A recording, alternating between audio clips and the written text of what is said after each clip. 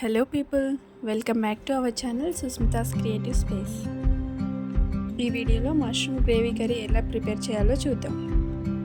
ముందుగా దీనికోసం మనం మష్రూమ్ తీసుకొని నీట్గా వాష్ చేసుకొని ఒక్కొక్క మష్రూమ్ని 4 పీసెస్లో వచ్చేలా కట్ చేసి పక్కన పెట్టుకుందాం.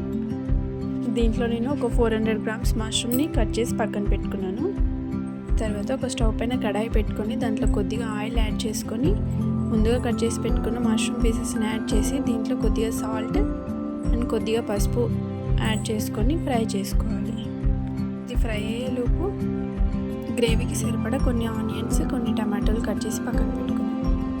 అలాగే మష్రూమ్ని వాటర్ అంతా పోయేలా కుక్ చేసుకొని పక్కన పెట్టుకుంటే సరిపోతుంది.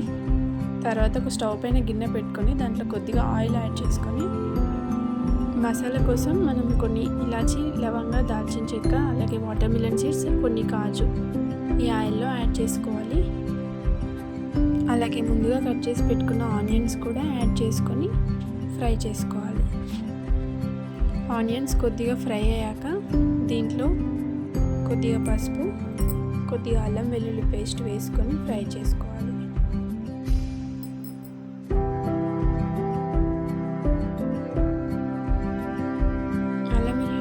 పచ్చివాసన పోయేంత వరకు బాగా ఫ్రై చేసుకోవాలి.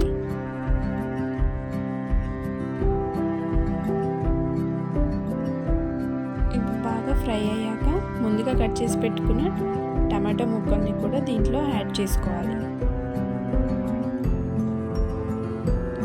టమాటాలు తొందరగా ఉడకడానికి దీంట్లో కొద్దిగా సాల్ట్ యాడ్ చేసుకుందాం. అలాగే దీంట్లో కొద్దిగా పుదీనా, కొత్తిమీర కూడా యాడ్ చేసుకుందాం.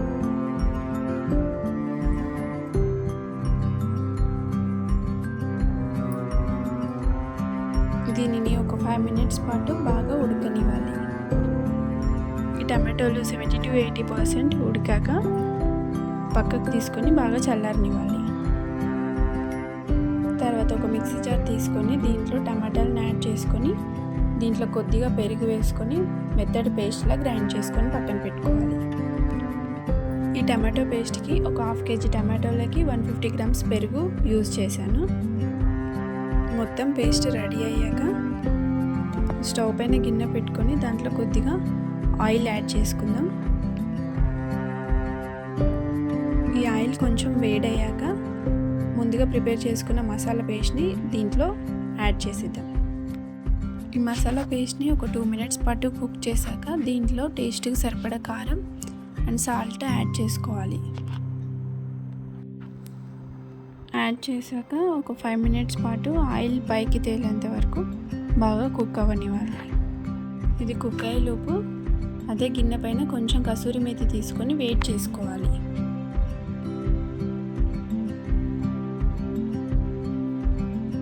ఇది ఒక 5 మినిట్స్ కుక్ అయ్యాక ముందుగా ఫ్రై చేసి పెట్టుకున్న మష్రూమ్ పీసెస్ అన్నిటిని ఈ గ్రేవీలో యాడ్ చేసుకుందాం.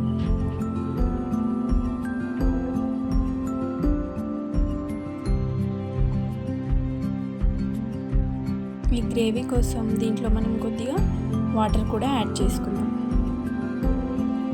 అలాగే ముందుగా వేడి చేసుకున్న కసూరి మేతిని వీడియోలో చూపిస్తున్నట్టుగా ఇలా క్రష్ చేసి గ్రేవీలో యాడ్ చేసేద్దాం.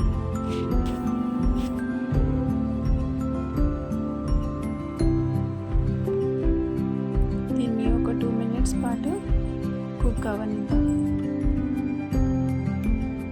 ఫైనల్గా దీంట్లో కొద్దిగా కొత్తిమీర యాడ్ చేసుకొని ఒక 2-3 మినిట్స్ కుక్ చేసుకుంటే